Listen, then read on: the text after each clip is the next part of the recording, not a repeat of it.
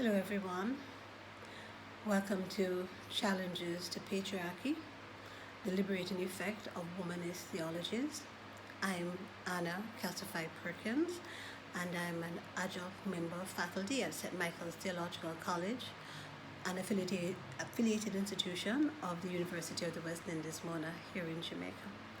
And today, I want to share some thoughts with you on the idea from a Caribbean perspective of the ways in which interpretations of key religious texts can reinforce or challenge patriarchy, gender hierarchies, and gender ideologies. I also want to talk a little bit about the womanist theological method and how it exposes sexism, racism, classism, and can serve as a means of presenting ideas and practices towards a more liberating way of living and being in our world. And we know that the world that we are a part of is a world that is filled with challenges. It's a world that can be described as a space of oppression, especially for women, and hence the need for us to have conversations such as this, because the spaces that we inhabit in this world are also impacted by what we believe. And so, in fact, one of the assumptions of my conversation with you today is that faith or belief is a fundamental part of what it means to be human. That many, if not most human beings accept that there's something more to life than what we experience living in this physical realm, that we believe that there is something called the transcendent or the ultimate that we are seeking after, and we believe that this exists. We have faith that there is something more to life than this. Christians, following after Augustine, a North African theologian, early father of the church, can resonate with his idea that the heart is restless until it rests in God. That there's something about finding a deepened relationship with the Creator that helps to enliven us and to fill out what it means to be human. And in other spaces I make arguments about faith being so fundamental that popular culture or different musical genres, for example, are almost meaningless if we don't understand how foundational the faith of the artist and the faith of the community that that artist speaks to and speaks out of is. Of course, in the Caribbean, when we speak about faith, or we speak about belief, or we speak about religion, we really are speaking about Christianity, because Christianity functions in a hegemonic fashion in the Caribbean space. Most Caribbean people are Christian of one stripe or type. Christianity has a certain kind of ascendancy that allows it to be the mark against which everything else is judged.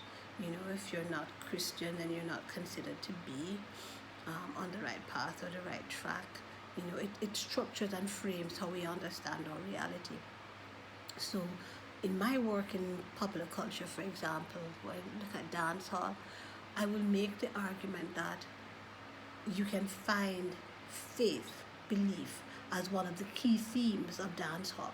So Donna Hope will talk about the themes of dancehall, and she uses the G alliteration, so she talks about gals and guns and so on. And I will say that there is another G that's oftentimes not countenanced, and that G I call God. Just about every dancehall artist, or soca artist I will argue too, who is worth, or calypso artist, his or her salt, has among his or her repertoire pieces that can either be directly linked to spirituals or popular religious songs, or speak to faith in God, expectation of God's provision, that God will take account of and be merciful to the person who is performing or the community out of which they're coming. So we shouldn't be surprised, for example, where a Jamaican artist like Beanie Man will talk about shaking that booty in Jesus' name, or Mavado will talk about being on the rock, and the rock is higher than high, and we know what's going on there, or we won't be surprised about the proliferation of what we call conscious reggae artists who really speak to that religious dimension and its impact on our lives, our personal lives, but also our political lives as well. So, even as we recognize the centrality of faith in the Caribbean, we also have to take account of increasingly the absence of faith as part of our Caribbean experience. And that increasingly, when we look at our census figures, more and more Caribbean people are seen and presenting themselves as not religious, not being affiliated to any particular form of institutional religion. So you hear more and more people talk about themselves as being spiritual but not religious. More and more people will say they're not sure, so they're in spaces of agnosticism, or some people will outright reject how we have presented religion to them, and so they would say they're atheists. And all of that is expounded within a context of how one positions oneself vis-a-vis the transcendent. So we function in spaces that are deeply religiously defined, and spaces that are critical spaces vis-a-vis what religion ought to be. So allow me to just share briefly with you a piece of a poem called Possessions, and it's written by John Robert Lee. John Robert Lee is a St. Lucian poet. He's among the younger generation of poets who would have been part of a community around Derek Walcott, who you remember is also St. Lucian and is a Nobel laureate. So in Possessions he says, "The times aren't good for poetry or for faith. By poetry and faith twice exiled, seeking responsibility for too many loves. And because I called to Christ, I pray, O God, for the simple faith of a simple man." Thank you, John Robert Lee. John Robert Lee is considered to be perhaps the foremost Caribbean poet of faith, obviously of the Christian faith. And here he may well be wrestling with the nature of the times that we exist in, where people are less inclined, interested, less tolerant of belief, and perhaps less tolerant of the poetic arts through which faith and belief gets expressed.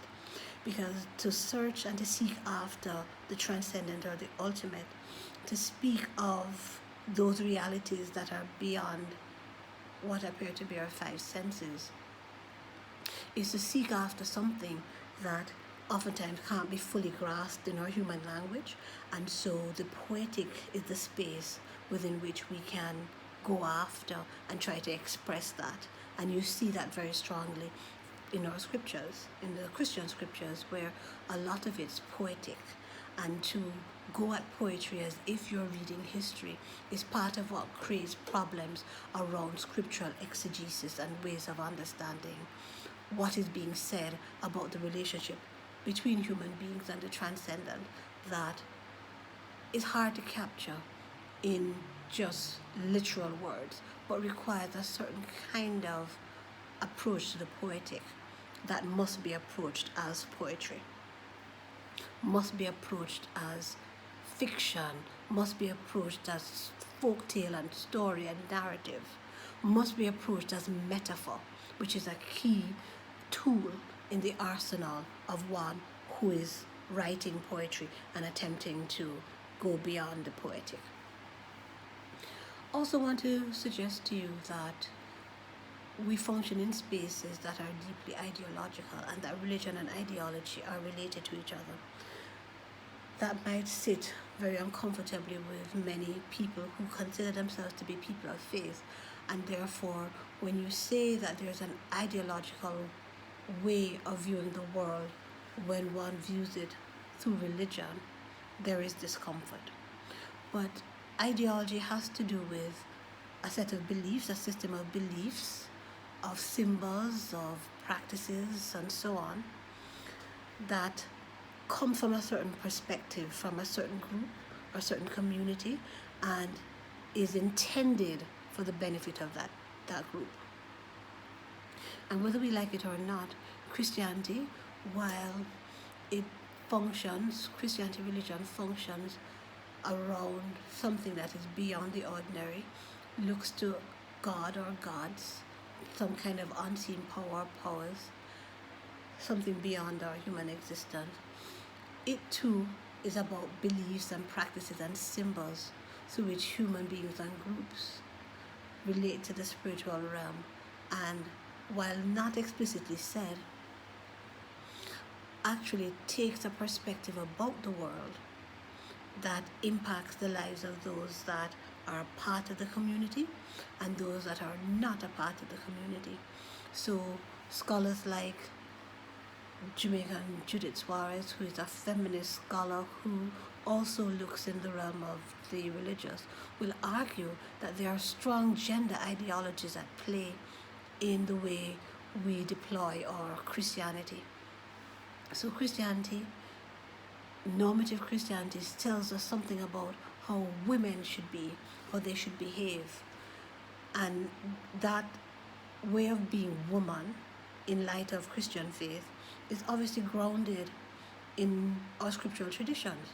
So Timothy, Paul's letter to Timothy, may not be Pauline, says, he will not permit a woman to speak or to be heard in church, but if she wants to know, she must go home and ask her husband, Or Paul in one of his letters to the Corinthians seems to be saying that a woman must always have her hair covered in the space, or that a woman must submit herself to her husband, and so on. So there are ways, there are ideologies that are present even in religious spaces, and part of the recognition of these ideologies is part of the rejection that some people have of the religious space, because religion is not honest to its ideological positioning. Yeah. And if we're going to speak about the religious space, the space of institution, because there's institutional religion where religion has structured and crafted and created ways of living together in community, rituals, practices, ways of giving sanction, both positive sanction and negative sanction for behavior and so on. All of that has been structured and is there, and it can be and has been ideological. So womanist, diaspora and Caribbean theologian like Carol Marie Webster will tell us that black bodies, particularly black female bodies, have been mistreated from day one under the state of enslavement, with the sanction of certain ways of presenting Christianity. And so those bodies, my body, many of the bodies of those of you who are listening and engaging with me, are bodies that have been devalued, have been made to be ontologically poor, ontologically impoverished, said to be by their very nature to be unhuman, less than human. And this has been supported, whether it's by discussions about the curse of Ham and that story being laid onto the children of Cush, gets identified with Ethiopia, gets identified with Africa, and us African descended persons and so on. So the ways that Christianity is not wise to its own ideology has led to, in more recent times, theologies, liberationist theologies that ask questions about who is oppressed and who is marginalized and why, and how Christianity, how theology, how religion has played a role in the continued marginalization and oppression of certain groups of people. And in our space, people who are African descended, and how the theological enterprise has to be challenged from perspectives that are feminist, so that take account of the woman's experience as being oppressed and marginalized and stunted in the development of her full potential because of ideological ways of reading and being Christian in our world, or black theological approaches that are oftentimes centered in the North American space and that look at the experience of the African American to say that African American bodies, particularly male, and it's a particularly male African American perspective that gets encoded in black theology. Or we could talk about Caribbean theology, theologies that I would partake in and participate in and contribute to by my own reflection as a Caribbean woman, an African descended woman, a Catholic woman. So again, my perspective is multifaceted, and all of these come into how I reflect on God, because that's what theology is. Theology is classically defined as faith seeking understanding. So it starts from the stance of belief, it starts from the stance of faith. It expects that you already believe, and what you're trying to do is to undertake a reasoned inquiry into what you believe. And undertaking a reasoned inquiry into what you believe is not a universalist perspective, in spite of what we have been taught in the past. Every theology comes from a space. It comes from somewhere. It's not a perspective from nowhere, so that it's a bird's eye view that's universalist and then can speak to the universal experience of every human being. No. A theological reflection is a perspective that comes from a particular set of experiences, and what we're called upon to do is to be honest about the perspective from which we do this reflection, and to recognize that our perspectives will always be ones that exclude someone. And our honesty should call us to ask questions about who is excluded when we stand at a particular point and reflect on what it means to talk about God. So I listened to a theologian like the late Ashley Smith. He was a United Church minister, involved in some ways and as an advisor to government, teacher of many pastors and theologians of this current generation and so on. And he calls theology God talk. And he says that God talk that's done in the Caribbean is not just there for debate. We're not just wanting to hear nice words because we're intellectuals and we love to exchange thoughts and ideas and so on. No, Ashley Smith says that Caribbean theology is theology that is supposed to change people's lives. It's supposed to mean something about how we view ourselves, the world that's around us, the world that we're a part of, the world that we contribute to creating, and then how we view the others that are a part of that world. And even so, how we view history. Okay? And so it's about transformation. So when we are engaged in a theological space, our discussion or discourse is meant to not just simply be that, but it's supposed to help us as people to positively and responsibly act towards ourselves, the region, and the rest of the world. And so our theology is always going to be political. Our theology is always going to have some kind of ideological impact. What we need to do is to be more honest about what is happening and to be constantly critiquing and looking at what it is that we're doing, and ask questions about whether what we continue to do as we interpret the faith that is fundamental to us, whether our interpretations give life, or if our interpretations are ways that deal death to ourselves and to others. I also want to reflect, as another assumption of mine, on the value of the religious feminist perspective in the Caribbean.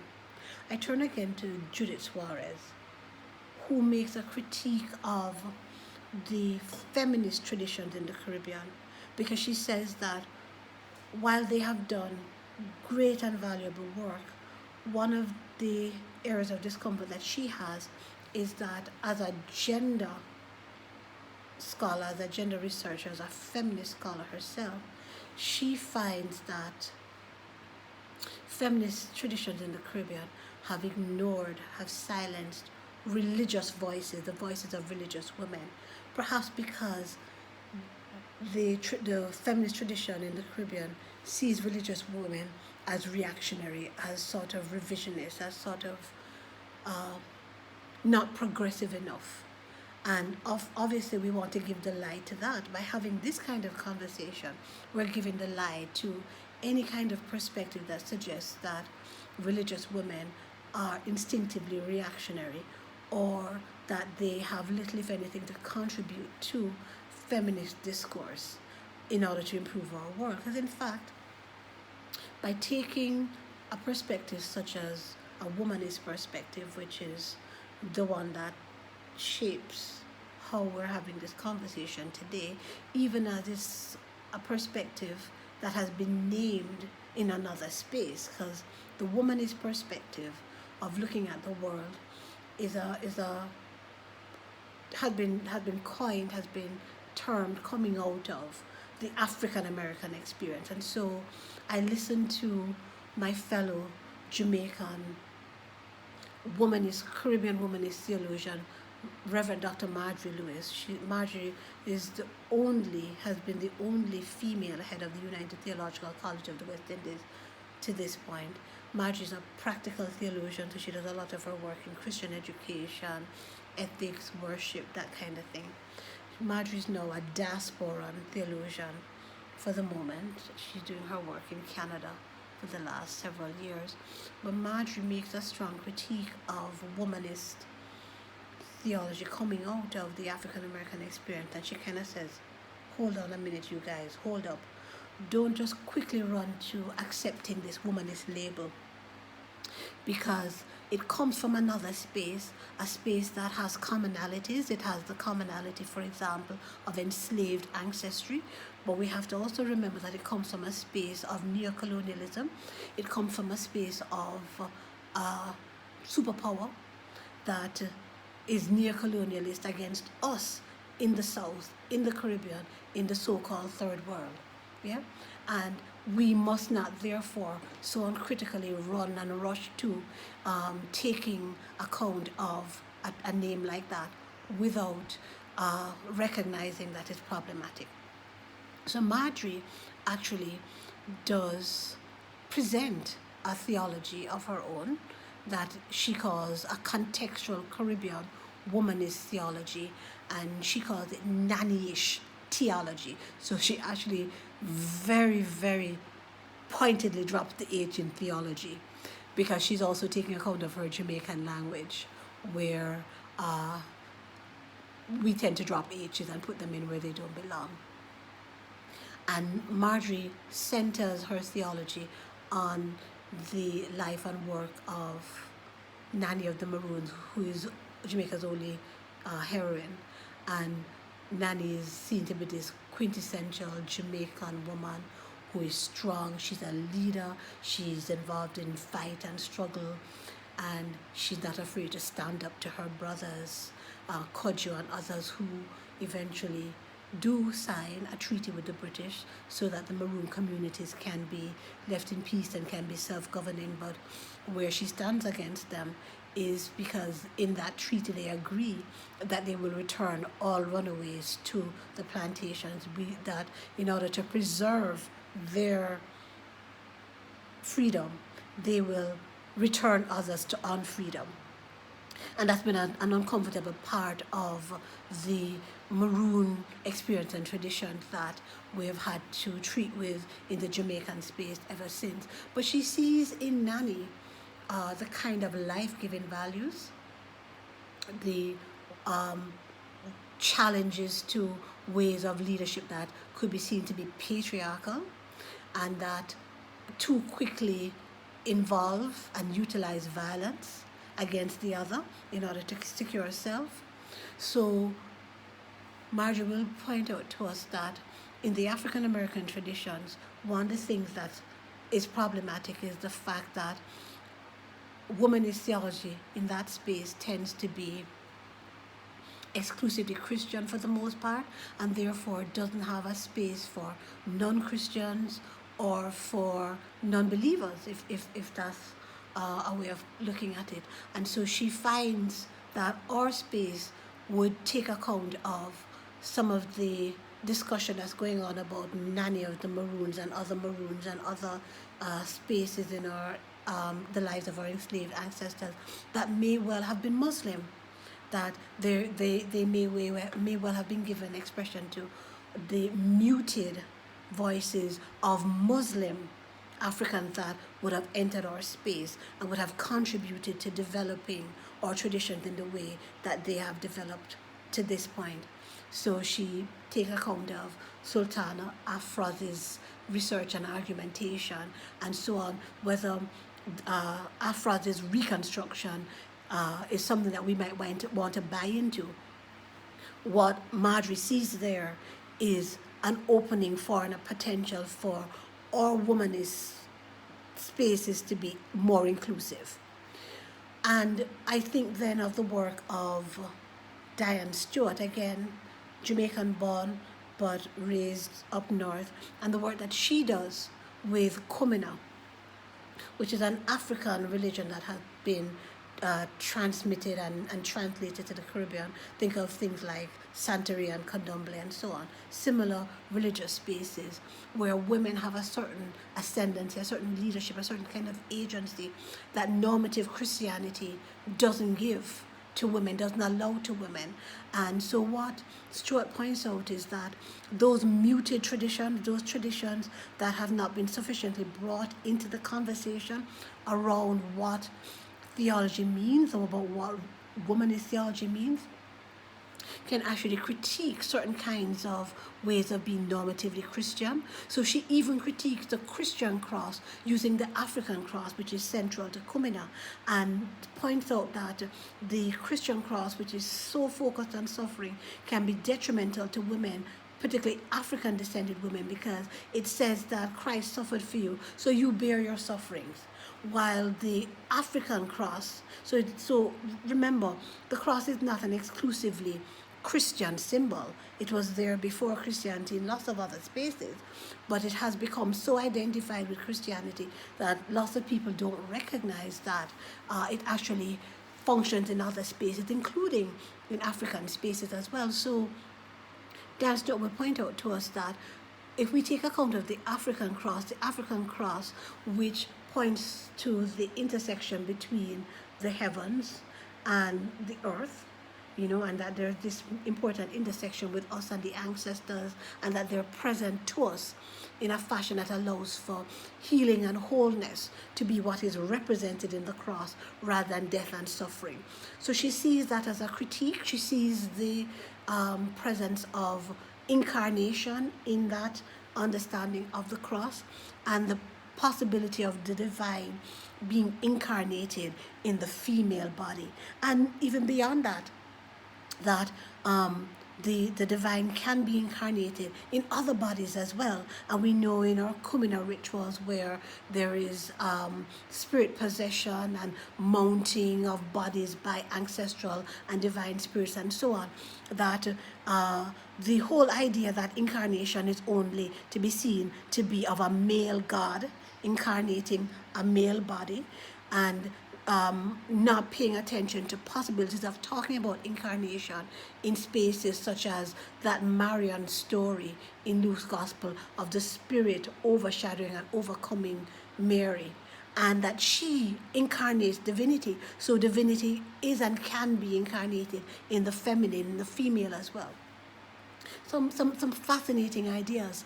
If we think through the Genesis story, chapter 3, that whole story of the fall and what that has meant for how women have been framed in the Christian tradition and in the Christian West, even in spaces that are no longer as overtly religious as they once would have been.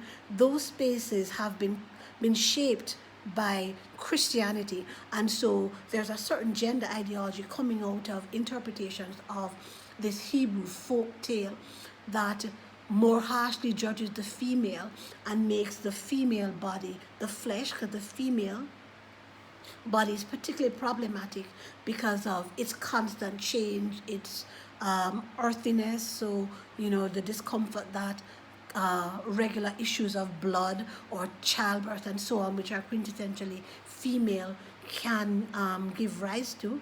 The woman is punished severely for having been tempted. So Diane Jagdeo, may she rest in peace, Trinidadian Catholic womanist theologian, will talk about and challenge what she calls words without wisdom, and the fact that you can use a word like temptress, tying back into the story of the woman in the early chapters of Genesis, who falls prey to temptation and becomes a temptress because she tempts her husband and he then falls, and so on, and that those words are used against women, and women are seen to be more susceptible to sin, more open and willing to and can and do engage in ways that are sinful. Yet at the same time, these are the same women and the same bodies that are being held accountable for sexual propriety and sexual purity. So the woman is meant to be sexually pure. The man can run around quite a bit, but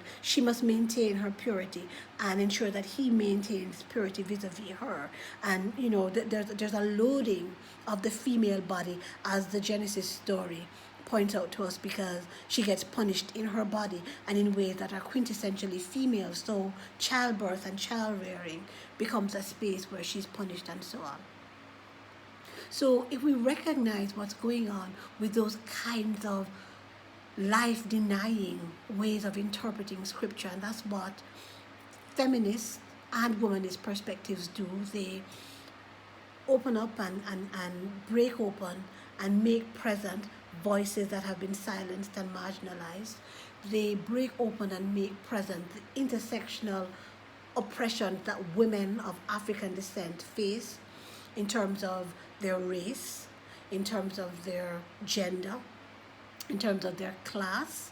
Then you certainly will have more and more that happening too in terms of their gender and sexual orientation, their gender identity as being a source of oppression for them, and even just the way that their bodies are shaped, whether they meet the Western ideals of beauty.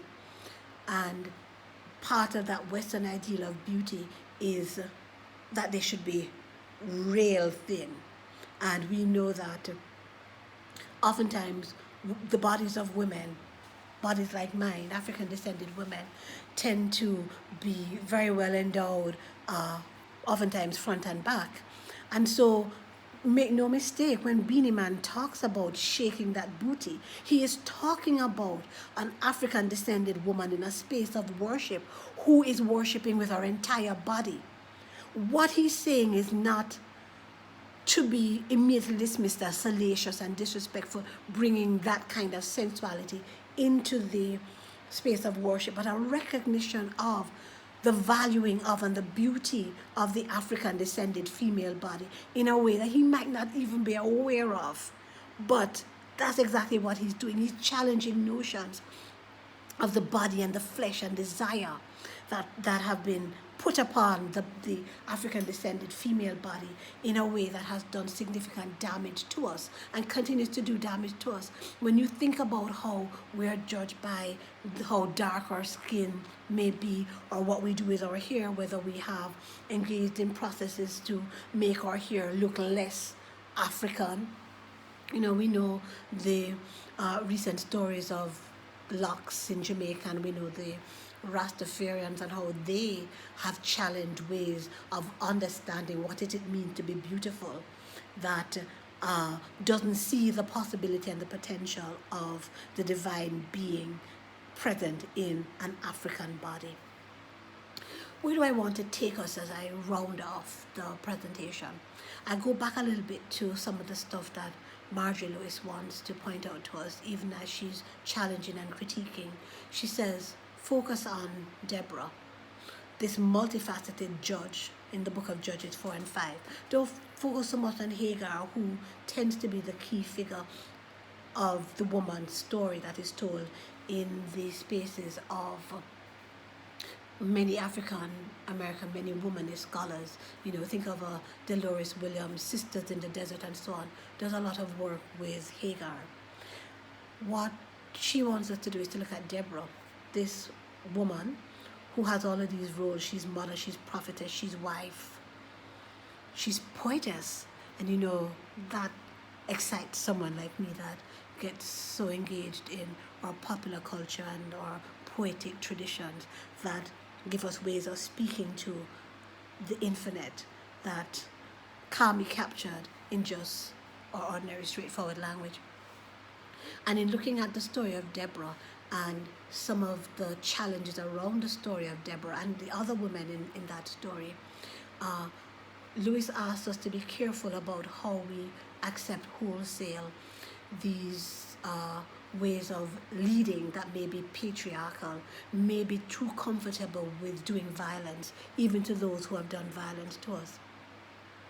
And so what she calls us to do is to function in ways that honor core African bodies, function in ways that honor core African values that are life-giving and life-affirming, core African values that function in ways, and I'm putting words in her mouth and I'm paraphrasing, that encounter and give value to palaver, conversation, respectful relationship and interchange among others with whom we have differences in opinion, and that we function in ways that allow for conversation to happen and hold on to the virtues of our foremothers while we challenge and we critique where their stories are less than life-giving.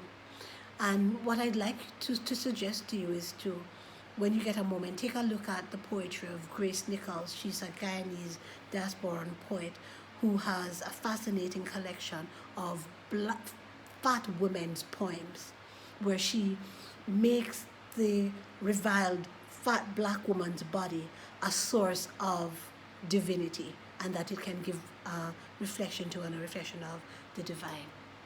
So